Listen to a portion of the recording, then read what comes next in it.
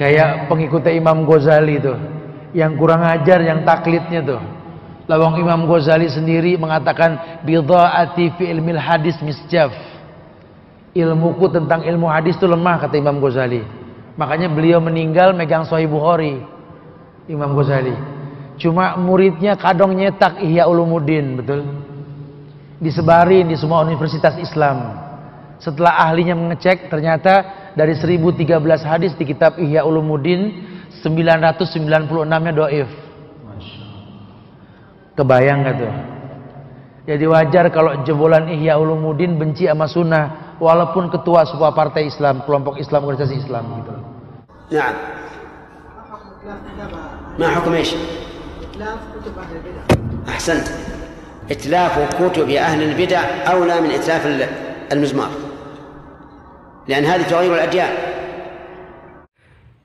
Assalamualaikum warahmatullahi wabarakatuh. Kembali lagi di channel Santri NU. Oke teman-teman, pada kesempatan kali ini saya akan menanggapi salah satu video yang sudah viral. Sebetulnya ini video lama. Saya akan menanggapi terkait salah satu ustadz ya, yang menganggap bahwa kitab Ihya Ulumuddin itu tidak pantas untuk kita ikuti atau dijadikan sebuah dalil. Bahwasannya orang tersebut kalau menurut saya adalah orang yang benci terhadap Imam Ghazali dan karangannya, yaitu kitab Ihya Ulumuddin. Mungkin orang tersebut tidak tahu tentang cerita seorang ulama besar yang dicambuk Rasulullah dikarenakan dia ingkar terhadap kitab Ihya Ulumuddin. Bagaimana cerita selengkapnya? Mari kita buka kitabnya. Di sini saya buka di juz awalnya kitab Ihya Ulumuddin ya. Oke, tepatnya di halaman 10, ini cetakan lokalnya.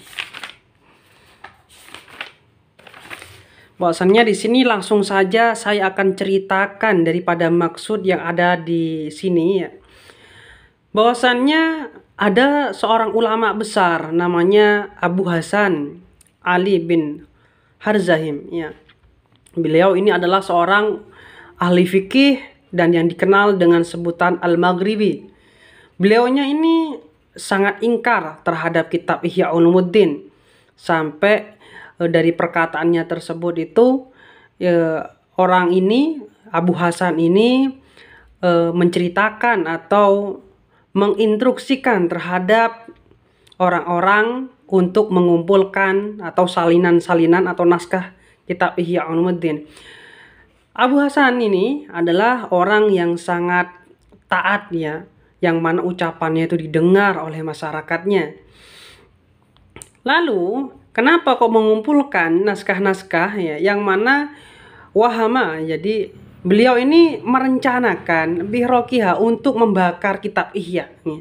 Saking tidak sukanya dengan kitab Ihya, dan beliau menyangka kitab Ihya itu tidak cocok ya untuk dijadikan dalil ya, atau dijadikan pelajaran yang mana itu bisa ditiru atau diamalkan bagi masyarakat, itu tidak pantas katanya. Akhirnya beliaunya ini memerintahkan untuk mengumpulkan semua naskah atau salinan-salinan kitab Ihya Ulumuddin, yang mana beliaunya ini merencanakan untuk membakarnya fil jami, di suatu masjid jami, yaumal Jumat, tepatnya di hari Jumat. Far'alailah, lalu ketika malam ya, Abu Hasan ini bermimpi ya dalam tidurnya ya, yang mana pada waktu itu di hari Jumat ya, yang mana dalam mimpinya dia itu memasuki sebuah masjid jami. Ternyata di dalamnya itu ada Nabi Muhammad ya, ada Abu Bakar, Umar ya, yang mana Imam Ghazali itu berdiri di depannya Nabi ya. Lalu ketika menghadap ya, Abu Hasan itu, Imam Ghazali berkata, "Ya Rasulullah, ini musuhku," katanya. Lalu Imam Ghazali melanjutkan ya percakapannya ya. Mohon maaf kalau seandainya kitabnya ini banyak arti-artian seperti ini, karena ini kitab yang sudah lama saya kaji ya, sekitar tahun 2014 ya. Supaya saya tidak lupa, jadi saya tulis di sini gitu lah. Oke, lanjut ke ceritanya ya. Ya Rasulullah, ini musuhku, ya, kata Imam Ghazali. Lalu Imam Ghazali melanjutkan percakapannya ya. Kalau seandainya pernyataan atau perkara ya, yang mana kitab ini adalah kitab yang tidak cocok, yang mengingkari terhadap Rasulullah ya, tidak sesuai dengan Rasulullah ya, maka aku akan bertaubat kepada Allah ya, katanya. Lalu setelah itu ya, lalu Nabi Muhammad ini mendapati kitab Ihya yang mana menelaah. Jadi Nabi Muhammad itu mengecek kitab Ihya yang mana dibawa oleh Imam Ghazali. Lalu dicek mulai dari depan ya. Yang mana dibuka selembar demi selembar, dibuka dari awal ila akhiri sampai akhir. Kemudian Nabi Muhammad berkata, "Wallahi inna hadzal syai'un hasan," ya. Demi Allah, ini adalah sesuatu yang bagus. Kata Rasulullah saja sudah bilang bagus gitu loh. Kemudian ketika Rasulullah sudah mengeceknya, lalu diberikanlah kitab tersebut terhadap Abu Bakar As-Siddiq. Ya. Lalu mengecek juga apa yang terjadi, fastajadahu ya. Beliaunya ini menganggap baik terhadap kitab tersebut. Itu maqala kemudian berkata, "Nam walladzi ba'atsaka bil haqq," ya, demi zat yang mengutusmu wahai Nabi bil haqqi dan kebenaran, innahu lasyai'un hasan. Ini adalah sesuatu yang bagus katanya. Kemudian Umar Al-Faruq ya, ini juga mengeceknya. Ternyata beliaunya juga berkata seperti Abu Bakar As-Siddiq. Lalu apa yang terjadi? Lalu Nabi Muhammad ini memerintah terhadap Abu Hasan untuk membuka gamisnya ya. Lalu Abu Hasan itu dipukul dan dihad ya, atau diberi hukuman dengan hukumannya orang yang berbuat bohong atau ingkar ya. Setelah itu yang mana ketika mau memukul dari pukulan yang kelima, jadi si Abu Hasan ini dipukul dengan 5 cambukan ya, dicambuk ya.